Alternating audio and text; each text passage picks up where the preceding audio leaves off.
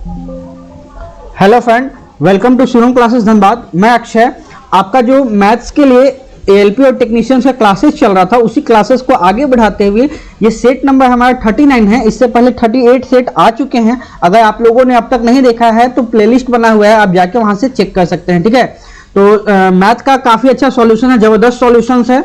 Unit digit, digital सम और भी जो टेक्निक होते हैं, अच्छे टेक्निक जिनको एग्जाम में फॉलो करके हम क्वेश्चंस को कम टाइम में बना सकते हैं, उन टेक्निक को मैं बताता हूं। ठीक है, तो आप डेफिनेटली जाके प्लेलिस्ट को चेक कर सकते हैं। ठीक है, थोड़ा सा मैं बता देता हूँ, इसमें इस सेशन में जो भी क्वेश्चंस लिया गया है ना, वो क्वेश्चंस लिया गया है रेलवे मैथमेटिक्स के नाम से केरन पब्लिकेशन का एक बुक आता है टीसीएस पीवाईक्यू, जिसमें कुल मिलाकर 255 सेट दिए गए हैं। 2018 से लेकर 2023 तक जितने भी क्वेश्चंस रेलवे के द्वारा पूछे गए हैं, सभी क्वेश्चंस को कंपाइल करके सेट बना दिया गया है। सेट काफी अच्छा है, बहुत बेहतरीन बुक है। इधर उधर बुक के चक्कर में मत फंसिए, यही बुक लीजिए, काफी अच्छा बुक है। ये बुक ऑनलाइन अवेलेबल है फ्लिपकार्ट, अमेजन पे। साथ में ये बुक आपके नजदीकी बुक स्टोर पे भी अवेलेबल होगा, आप जाके वहां से ले सकते हैं। तो चलिए स्टार्ट करते हैं क्वेश्चंस पे। इसी सिलसिले में हम चलते हैं अपने पहले क्वेश्चंस पे। कैसे बनाइएगा, वीडियो को पॉज कीजिएगा, फिर सॉल्व कीजिएगा, उसके बाद देखिएगा बेहतर टेक्निक क्या हो सकता है इन चीजों को बनाने के लिए। आज के सेशन में इंपॉर्टेंट क्यों है ना, आज के सेशन में बहुत ये सिंपल इंटरेस्ट और कंपाउंड इंटरेस्ट के बहुत क्वेश्चंस हैं। आप एक बार बना के देखिएगा, आपको क्या टेक्निक पता है, नहीं पता है तो बताइएगा। मैं सोच रहा हूँ कि सिंपल इंटरेस्ट और कंपाउंड इंटरेस्ट का जो भी क्वेश्चंस आता है उस पर मैं सेपरेट वीडियो अलग से बना दूं, ताकि आप लोगों को दिक्कत ना हो चैप्टर वाइज जैसे कि। तो आप जैसा होगा आप कमेंट कीजिएगा, आपको कौन सा आइडिया, कैसा आप देखना चाहते हैं आगे के क्लासेस में। ठीक है, तो चलिए स्टार्ट करते हैं। दिया हुआ है हमारा पहला जो क्वेश्चन है, दिया हुआ है एक व्यक्ति एक लड़के से दुगना कुशल है। एक व्यक्ति एक लड़के से दुगना कुशल है। यदि एक व्यक्ति एक लड़का मिलके किसी काम को 12 दिन में समाप्त कर सकता है, तो एक व्यक्ति अकेले उस काम को कितने दिनों में काम कंप्लीट कर सकता है, ये आपसे पूछा गया है। जैसे कि दिया गया है एक व्यक्ति है एक लड़का से दुगना कार्यकुशल है। एक मैन है जो कि बॉय से, थोड़ा सा कलर शायद चेंज करना पड़ेगा, देख लीजिएगा, बताइए। ब्लैक ठीक है, हाँ ब्लैक ठीक है। ठीक है, क्या बोला गया है कि एक मैन है जो बॉय से दुगना कार्यकुशल है। अगर बॉय एक है तो मैन कितना है, 2 है, यही बोला है। एक व्यक्ति दुगना कार्यकुशल है। एक व्यक्ति एक लड़का मिलकर किसी काम को 12 दिन में कर सकता है, तो टोटल वर्क कितना होता है भाई, टोटल वर्क होता है इफिशियंसी इनटू टाइम। तो बोला है एक आदमी और एक लड़का मिलकर किसी काम को 12 दिन में कंप्लीट कर सकता है, तो 2 + 1 × 12, टोटल काम कितना हुआ, 3 × 12, ये हो गया आपका 36। ठीक है, 36 काम हुआ। अब बोला है इसी टोटल काम को एक व्यक्ति कितने दिनों में कर सकता है। एक व्यक्ति का पूछा गया इफिशियंसी, टाइम टेकन कितना लेगा, टाइम कितना लेगा, तो 36 काम है, एक आदमी गएगा जो कि 2 से करने वाला है, तो कितना टाइम लगेगा, 2 से काटेंगे 18 टाइम में कट जाएगा। 18 इसका राइट आंसर होगा। 18 का है, ऑप्शन डी में दिया है 18, यही इसका राइट आंसर हो जाएगा। आप क्वेश्चन को ऐसे बना के आगे बढ़ सकते हैं। ठीक है, तो आप आपको सही आंसर पता चल गया होगा। चलेंगे अगले क्वेश्चन पे। अगला क्वेश्चन जो है, ये वाला कलर शायद सही होगा क्या, नहीं ये भी फेड है, येलो, हाँ येलो ठीक है, येलो देखते हैं बना के। एक कार अपनी यात्रा का प्रथम 42 किलोमीटर 40 मिनट से चलता है और अगला 43 किलोमीटर 60 मिनट से चलता है, तो कार की औसत चाल पूछा गया आपसे, क्या होता है। देखिए औसत चाल क्या होता है, औसत चाल होता है आपका कुल डिस्टेंस, जिसको दूरी बोलते हैं, डिवाइडेड बाई कुल समय, ये होता है बेसिक फॉर्मूला होता है। इसी से हम बनाते हैं। कुल डिस्टेंस कितना है, पहले 42 चला है, बाद में 43 चला है, तो 42 चला है और बाद में 43 चला है, 2 बार में चला है। पहले 42 चला है 40 मिनट में, 40 मिनट, लेकिन घंटे में हम 60 से डिवाइड देंगे। अगला चला है 60 मिनट में, 60 मिनट को हम 1 घंटा ही लिख सकते हैं। ठीक है, अब हम इसको सॉल्व करते हैं। ऊपर कितना आ गया, 5 और 8, 85 आ गया ऊपर। नीचे कितना आ गया, 2/3 + 1। ठीक है, अब इसको फर्दर सॉल्व करते हैं। 85 आ जाएगा ऊपर में, नीचे कितना है, 3 × 3 = 5, 5/3। अगला टर्म क्या है, 3 ऊपर चला जाएगा, 3 ऊपर चला गया, 3 × 85 डिवाइडेड बाई 5, काटेंगे 17, 17 × 5 = 85 होता है, 17 × 3 = 51 मिनट, 51 मिनट इसको लगेगा काम को समाप्त करने टोटल। 51 मिनट कहाँ है आपका ऑप्शन सी में दिया है 51 मिनट 51 किलोमीटर, सॉरी 51 किलोमीटर, ये स्पीड निकला ना, औसत चाल निकला है 51 किलोमीटर प्रति घंटा ये निकला है। तो ऑप्शन सी हो जाएगा जो 51 किलोमीटर, यही इसका सही आंसर हो जाएगा। होप सो आपको पसंद आया होगा। चलेंगे अब अगले क्वेश्चंस पे। अगला जो क्वेश्चन है हमारा वो क्वेश्चन है कि 1250 रुपए की एक धनराशि को दो भाग में बांटा गया है। ठीक है, यहाँ पे पहले क्वेश्चन को समझ लीजिए। 1250 का राशि है, उसको दो भाग में डिवाइड किए हैं। पहले भाग को 12% से, दूसरे भाग को 8% से, और यदि टोटल अमाउंट कितना हो जाता है 1332 हो जाते हैं, तो 8% से कितना इन्वेस्ट किया गया है ये आपको बताना है। ठीक है, 8% से कितना किया गया है ये आपको बताना है। तो हम इसको बताते हैं। देखिए यहाँ पे ध्यान से क्वेश्चंस को मेरे साइड देखिएगा, क्वेश्चंस को ध्यान से समझने का ट्राई कीजिएगा। जब भी एक आदमी पैसे इन्वेस्ट करता है ना, तो पहले 12% पे किया, फिर 8% पे किया। ठीक है, तो कुछ भाग किया है 12% पे, कुछ भाग को किया है 8% पे, लेकिन कितना कितना किया है हमको पता नहीं। हो सकता है कि आपका 50-50 हो, 625 किया होगा 12% पे, 625 किया होगा आपका 8%, ये भी हो सकता है, कुछ भी डेटा हो सकता है। बट टोटल इंटरेस्ट कितना मिला है ये आपसे पूछा गया। टोटल इंटरेस्ट मिला है 1300, कितना मिला है 1000 टोटल इंटरेस्ट कितना मिला है भाई। अमाउंट इन्वेस्ट किए थे 1250, इंटरेस्ट कितना मिला 231, इंटरेस्ट मिला है आपको 132 मिला है इंटरेस्ट। ठीक है, इंटरेस्ट कितना मिला है 132 मिला है। तो पहले पे 12%, साथ में दूसरे पे 8% जब इन्वेस्ट किए तो इंटरेस्ट कितना मिला 132 मिला है भाई, ये तो ठीक है। तो प्रिंसिपल हम इसको ऐसे लिख सकते हैं क्या, इसको ऐसे लिखा जा सकता है। इंटरेस्ट 12% को हम ऐसे लिख सकते हैं, 12% को 8% और 4%, 8% को हम डायरेक्टली 8% लिख दिए। तो पहले पे 12% को हम ऐसे लिख सकते हैं 8% प्लस 4%, अलग अलग लिख सकते हैं। दूसरे पे डायरेक्टली 8% मिला है, तो मतलब ये है कि 1250 का 8% तो मिलेगा, 1250 का 8% मिलेगा। जो 4% एक्स्ट्रा है वो पहले वाले का मिलेगा। उससे हम यहाँ पे सॉल्व करते हैं। इन सब के साथ गुना का टर्म है क्या, प्रिंसिपल। तो प्रिंसिपल 1250 इन्वेस्ट किए हैं, इसको हम कैसे लिखें 8% of first plus 8% of second, ठीक, प्लस 4% ऑफ फर्स्ट। इसको इस तरह से लिख सकते हैं। 132 मिला है, ओवरऑल 8% तो मिला ही मिला है। ठीक है, तो हम इसको क्या लिख सकते हैं कि 1250 का 8% मिला है, ठीक है, प्लस 4% ऑफ फर्स्ट, ये एक्स्ट्रा होगा, ये 132 है। ठीक, तो 1250 का इसको हम फर्दर लिख देते हैं। 4% ऑफ फर्स्ट इक्वल टू क्या हो जाएगा 132 माइनस 1250 इंटू 8%। ठीक है, अब हम इसको काट लेते हैं। 1 शून्य से 1 शून्य गया। अब यहाँ पे 4 लिखे, यहाँ 5 लिखे, तो 25 यहाँ काट लिए, तो 25 चौक 100 हो गया। तो 4% ऑफ फर्स्ट का कितना हो गया 132 माइनस 100, मतलब कि 4%, पहला का 4% कितना है 32 है, पहला का 4% 32 है। तो पहला का 100% कितना होगा भाई, तो पहले जो हम इन्वेस्ट किए हैं वो आपका हो जाएगा, अगर 32 जो है 4 का मान है तो 100 का मान कितना हो जाएगा 800। तो पहले वाले पे हम इन्वेस्ट किए हैं, पहले वाले पे इन्वेस्ट किए हैं हम, निकल गया 800। तो सेकेंड वाले पे इन्वेस्ट कितना गया है, टोटल 1250 है, तो सेकेंड वाले पे कितना होगा 450, तभी टोटल बनेगा 1250। तो सेकेंड वाले पे कितना किया गया है 450, जो कि ऑप्शन डी में दिया है 450, वही इसका सही आंसर हो जाएगा 450। होप सो आपको अच्छा लगा हो, आप स्टेप बाय स्टेप बनाइएगा, इजीली बन जाएगा। ठीक है, कहीं पे डाउट नहीं होगा। अब अगले क्वेश्चन पे चलेंगे। अगला जो क्वेश्चन है वो क्वेश्चन पूछा गया है, देखिए यहाँ, एक निश्चित धनराशि पर 10% प्रति वर्ष की दर से 2 सालों के लिए कंपाउंड इंटरेस्ट CI एवं SI माइनस CI का अंतर जो 185 दिया हुआ है। ठीक है, एक बार मैंने आपको एक टेबल बताया था कि CI और SI वाला कैसे याद रखते हैं। 5 देखिए 10% पे सिंपल इंटरेस्ट कितना मिलता है, प्रत्येक साल सेम मिलता है, तो सिंपल इंटरेस्ट कितना होगा 20%। CI क्या होता है, CI होता है सक्सेसिव, तो 10% एक साल, अगले साल भी 10%, फिर नेक्स्ट साल क्या है, इसका इंटरेस्ट का भी इंटरेस्ट मिलेगा। हम इसको क्या लिख सकते हैं, 20 और 21%।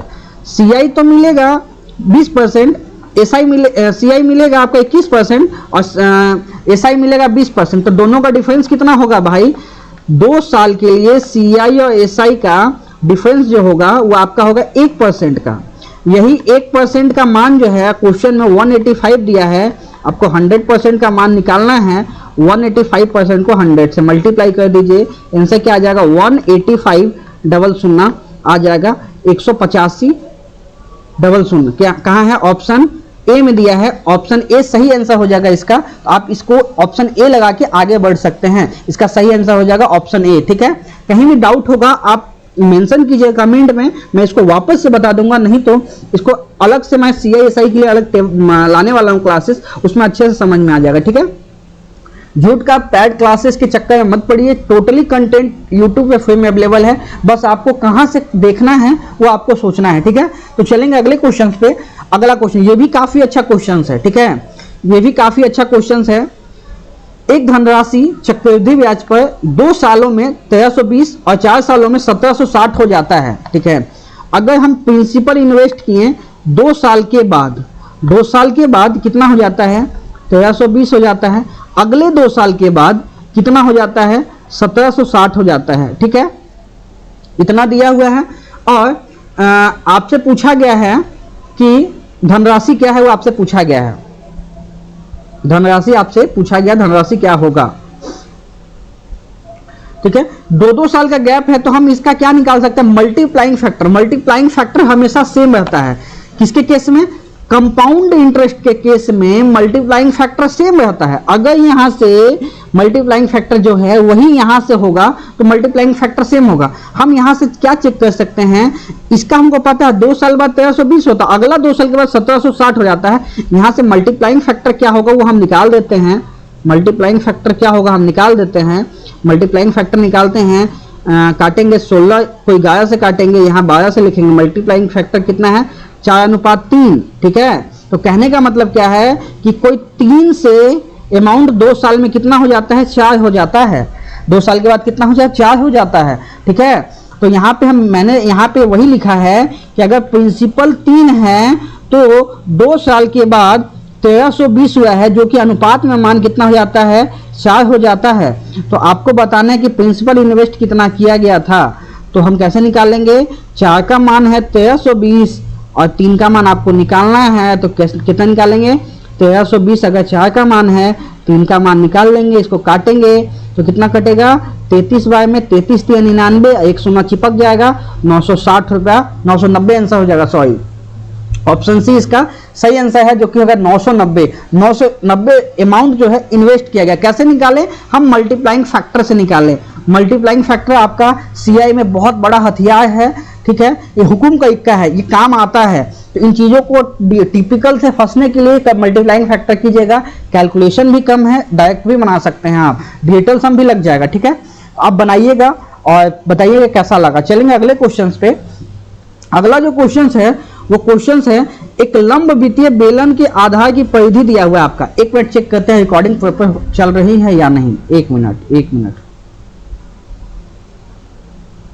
जी, बिल्कुल ठीक है। देखिए, एक लंब वित्तीय बेलन के आधार का पेरीमीटर दिया है, वो 88 दिया है, उसका वक्र पृष्ठीय क्षेत्रफल कितना है, 1320 है। आपका आयतन पूछा गया, आयतन कितना होगा, आयतन पूछा गया है, तो आयतन पूछा गया तो आयतन पे हम फोकस करेंगे, आयतन ही निकालेंगे। अगर आयतन पूछा है तो आयतन निकालेंगे भाई। क्या बोला है यहाँ पे, आधार की परिधि, आधार बेलन ऐसे बनता है ना भाई, बेलन ऐसे बना, बेलन ऐसे बना, समझे, बेलन ऐसे बना। इसका आधार का परिधि मतलब ये जो बेस है इनके बीच का ये जो दिया, ये क्या एक सर्कल बनता है, तो ये क्या बनता है, 2πr। 2πr का मान कितना दिया है, 88 दिया है। ठीक है, यहां से हम क्या निकाल सकते हैं, रेडियस निकाल सकते हैं। क्या हो जाएगा, 2 × 22/7 × r इक्वल टू 88। रेडियस कितना हो जाएगा, रेडियस आपका हो जाएगा 44 दूनी 88, 7 दूनी 14। रेडियस कितना हो गया, 14 हो गया। रेडियस हमको पता चल गया कि 14 है। आप चेक कर सकते हैं। पहले तो आयतन क्या होगा, आयतन जब भी होता है ना, तो आयतन होता क्या, पाई आर स्क्वायर एच। पाई में 22 है, 22 में 2 इंटू 11, 11 का मल्टीपल होगा, 11 का मल्टीपल चेक कर लेंगे, ई नहीं है। यहाँ देखेंगे 6 2 8 में से 4 ये नहीं है, यहाँ पे 9 में से 5 भी नहीं है। यहाँ देखेंगे 9 4 13 में से 2 11 ये है। ऑप्शन डी इसका सही आंसर होगा। आप इस तरह से भी लगा सकते हैं, लेकिन हम चेक करेंगे, कंप्लीट बनाते हैं क्वेश्चन को, ठीक है। बेलन का वक्र पृष्ठीय क्षेत्रफल क्या होता है? बेलन का वक्र पृष्ठीय क्षेत्रफल आपके पास होता है 2 पाई आर एच। इसका मान कितना दिया है? 1320 दिया हुआ है। 2 पाई आर का मान हमको पहले से पता है 88 है, 88 इंटू एच इक्वल टू 1320 है। यहाँ से एच का मान हम निकाल सकते हैं, जो कि क्या हो जाएगा 1320 डिवाइडेड बाई 88, यहाँ तक आ जाएगा। सो काट लेंगे, ये 12 बाई में जाएगा, ये 8 बाई में जाएगा, 15 8 120 होता है। हाइट कितना निकलेगा? 50 निकल गया। हाइट कितना निकल गया? 50 निकल गया। अब इसको हम क्या सॉल्व करते हैं? अब आगे सॉल्व करते हैं। यहाँ पे क्या दिया हुआ था? आयतन निकालना है। आयतन क्या निकालना है? आयतन। आयतन क्या होता है भाई? आयतन होता है पाई आर स्क्वायर एच। ये आयतन होता है। पाई का मान 22/7, रेडियस कितना दिया हुआ था? 14 इंटू 14, हाइट कितना दिया है? 15। हम इसको सॉल्व करेंगे, 2 बार में चला जाएगा। इसको क्या लिख सकते हैं? 22 या 66, 660 इंटू 14, ठीक है। इस तरह से लिख दीजिए आप 660 इंटू 14। इसको और भी हम फर्दर सॉल्व करते हैं तो क्या आने वाला है? 1 शून्य आएगा, 6 चौक 24, लास्ट में 4, यही तो है, 2 ऑप्शन बचा है ना। और 14 छक 96, नहीं 14 25 70, 70 और 14 छक 84 ना, 14 छक 84, अभी भी तो ज़्यादा है। ऑप्शन 8500 से ज़्यादा होगा, और यहाँ पे 5 और जोड़ेंगे तो 9000 से ज़्यादा होगा। 9000 से ज़्यादा एक ही ऑप्शन, ऑप्शन डी है। कंप्लीट लिख सकते हैं। 42 40 92 40 यही इसका राइट आंसर हो जाएगा, ठीक है। आप इस क्वेश्चन को ऐसे बना सकते हैं। चलेंगे अगले क्वेश्चन पे। अगला जो क्वेश्चन है वो क्वेश्चन है कि 4 मेल और 6 लड़के बॉय किसी काम को 3 दिन में कर सकते हैं। 2 मेल 6 बॉय मिलके उसी काम को 5 दिनों में कर सकते हैं। तो 8 मेल और 6 लड़के मिलके उसी काम को कितने दिनों में करने वाले हैं, ये आपसे पूछा गया है, ठीक है। तो इसको हम सॉल्व करते हैं, ठीक है। क्या होता है यहाँ पे? आपको इफ मैन और टोटल वर्क तो पता ही होगा निकालने के लिए। यहाँ पे क्या होता है? 4 आदमी 4 मैन और 9 बॉय किसी काम को मिलके कितने दिनों में करते हैं? 3 दिनों में। साथ में 2 लड़के 2 बॉय 2 मेल और 6 बॉय उसी काम को कितने दिनों में करते हैं? 5 दिनों में। आपको यहाँ पे पूछा गया है, यहाँ पे हम निकाल सकते हैं मैन और बॉय का इफिशिएंसी निकाल सकते हैं। 12m और 9 27 हो जाएगा ना, 27b equal to 10m plus 30b। यहाँ से सॉल्व करते हैं। यहाँ क्या आ गया? 2m इक्वल टू 3b आ गया। m बटा b कितना आ गया? 3:2 आ गया, ठीक है। 3:2 आ गया। m बटा b आ गया कि 3:2। अब इसको हम कैसे लिख सकते हैं? 3:2 आ गया। इसका मतलब है कि मैन 2 काम करता है तो लड़के, मैन 3 काम करता है तो लड़के 2 काम करते हैं।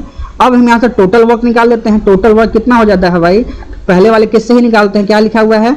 4m प्लस 9b, ये सब कितने दिनों में करते हैं? 3 दिनों में। 3 लिख दिए यहाँ पे। तो 4 इंटू 3 प्लस 9 इंटू 2, ठीक है, ये कितने होगा? 3। 12 18 कितना हुआ? 30। 30 इंटू 3 कितना हो गया? 90 हो गया। अब आपसे बोला है टोटल काम हो गया 90 काम को कौन कौन करता है भाई?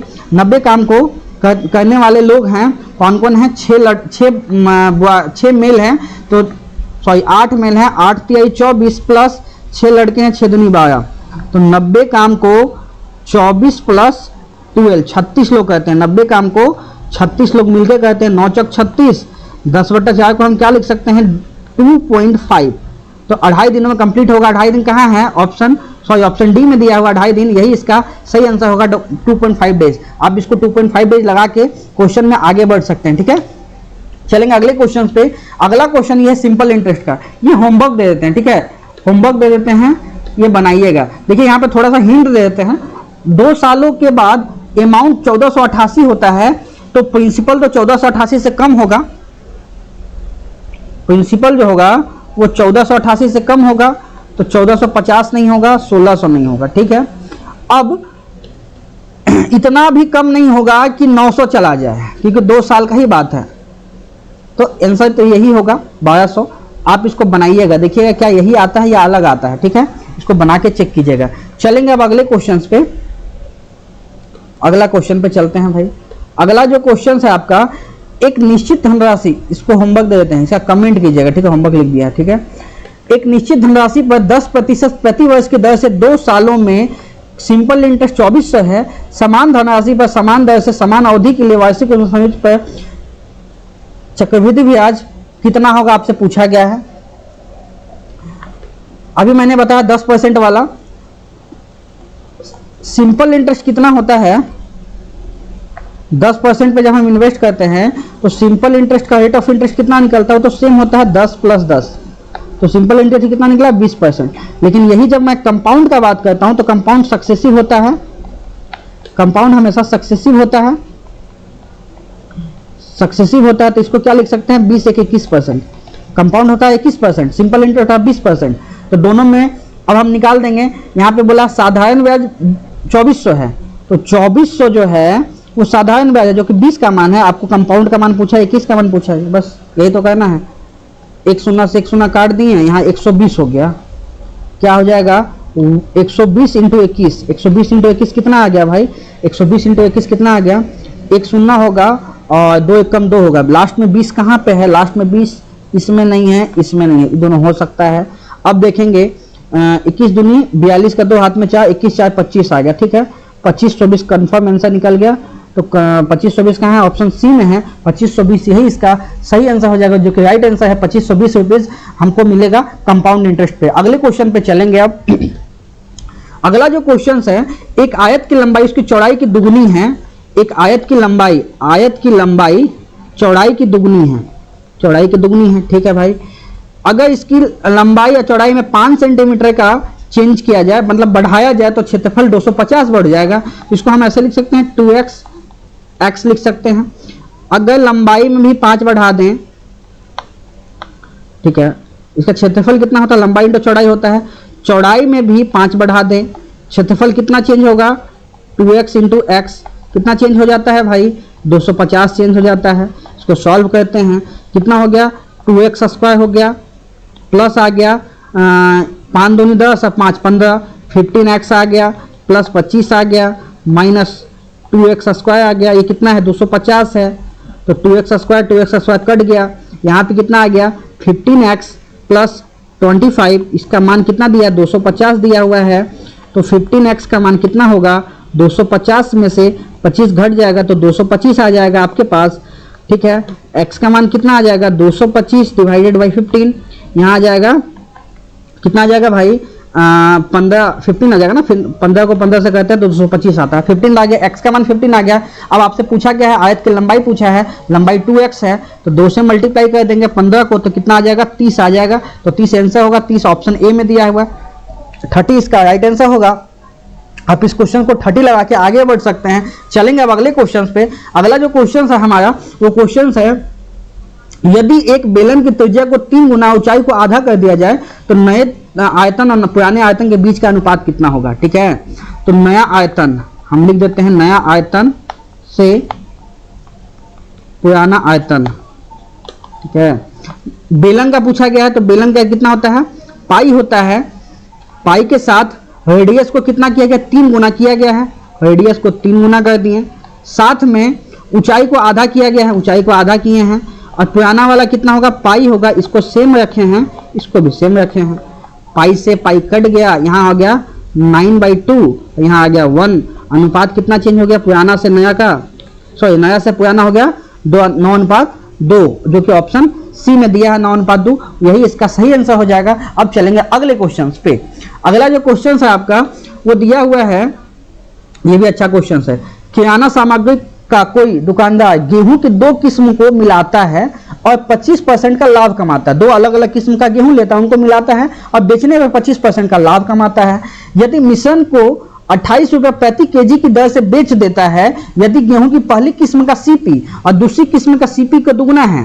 ठीक है, पहली किस्म का सीपी दूसरी किस्म का सीपी का दुगुना है। सीपी जो है पहले किस्म का, यहां पे लिख देते हैं, एक मिनट, मतलब प्राइस बोल रहा है पहला किस्म का और दूसरा किस्म का सीपी का अनुपात, पहला दुगुना है ना, पहला दुगुना है दूसरा से, पहला दुगुना है दूसरा से, ये प्राइस है। ठीक है, और उन्हें 2:3 में मिलाया जाता है। तो सस्ते किस्म के गेहूं का प्रति केजी का क्या मूल्य होगा आपसे पूछा गया है। आसान क्वेश्चन है, हम इसे बनाने का ट्राई करते हैं। ठीक है, देखिए यहाँ पे क्या बोला है, पहले तो हम निकाल देते, जब सीपी का बात है तो यहाँ पे सेलिंग प्राइस दिया 28 सेलिंग प्राइस है, तो हम इसका निकाल देते, कॉस्ट प्राइस कितना होगा, मिलाने के बाद कॉस्ट प्राइस कितना पड़ेगा भाई। 28 जो है 125 का मान है, तो 100 का मान निकालेंगे तो कॉस्ट प्राइस हो जाएगा 25 चौक 100 और 25 पचे 125, 25 चौक 100, 25 पचे 125, तो 24 8 कितना होता है, 8 चौक 32, 2 हाथ में 3, 8 112/5, ये आ गया। अब हम यहाँ पे लिखते हैं अनुपात, पहला किस्म का गेहूं है, दूसरा किस्म का गेहूं है, क्वांटिटी कितना मिलाए हैं भाई, 2:3 है। प्राइस कितना रखा गया है, प्राइस रखा गया है 2:1 रखा गया है। जब इसको मिक्स करते हैं तो क्या हो जाता है, 2 दूना 4, 3 एकम 3, मिलाएंगे तो टोटल 5 में बटेगा ये। ठीक है, तो 5 में बटेगा तो कितना हो जाएगा, 7/5 हो जाएगा। इसका मान 112 दिया हुआ है, 112/5, 5 से 5 काट लेंगे, 7, 1 का मान कितना आ जाएगा भाई, 1 का मान आ जाएगा आपके पास 16 सत्ते 112 होता ना, 16, तो 16 आ जाएगा 1 का मान। आपसे पूछा गया तो सस्ते किस्म का गेहूं का मूल्य कितना है, सस्ता किस्म कौन है, 1 है, 1 का मूल्य कितना है 16, तो 16 आपका ऑप्शन ए सही आंसर हो जाएगा। 16 इसका सही आंसर हो जाएगा, सस्ता किस्म। अगर महंगा पूछता तो कितना होता, 32 हो जाता महंगा, 16 दूना 32 होता, दूसरा पूछता तो 32 होता, लेकिन पहला पूछा है तो 16 इसका सही आंसर होने वाला है, 16। ठीक है, तो अगले क्वेश्चन पे चलेंगे। अब अगला जो क्वेश्चन है हमारा, वो क्वेश्चन है 2800 रुपये में 32 कुर्सियों को बेचने पे, मतलब 2800 जो है वो 32 कुर्सी का सेलिंग प्राइस दिया हुआ है भाई। यहां तक इसको डेटा को ध्यान रखिएगा। 4 कुर्सियों के लागत मूल्य के बारे में हानि होती है। हानि कब मिलता है भाई, हानि कब मिलता है, जब सीपी ज्यादा हो एसपी से, हानि तभी मिलता है जब सीपी ज्यादा होगा सेलिंग प्राइस से, कॉस्ट प्राइस ज्यादा होगा सेलिंग प्राइस से, तो हानि मिल जाएगा। यही बोला है। कितना का हानि होता है, 4 कुर्सी का लागत मतलब 4 कुर्सी का कॉस्ट प्राइस का हानि होता है 32 कुर्सी को सेल करने, तो 32 खरीदेंगे भी और 32 बेचेंगे भी, इतना हो गया। इसको हम क्या लिख सकते हैं, यहाँ पे सेलिंग प्राइस होगा ना एसपी। ठीक है, यहाँ पे कितना लिख सकते हैं, 32 सेलिंग प्राइस जो है वो कितना है, 32 सीपी माइनस 4 सीपी, कितना आ गया 32, एसपी का मान जो है 28 सीपी के इक्वल है। अब हम 32 सीपी का मान हमको दिया था क्वेश्चन में जो कि 2800 है, तो इसके नाते हम लिख देते हैं 28 सीपी का मान जो है वो भी 2800 होगा।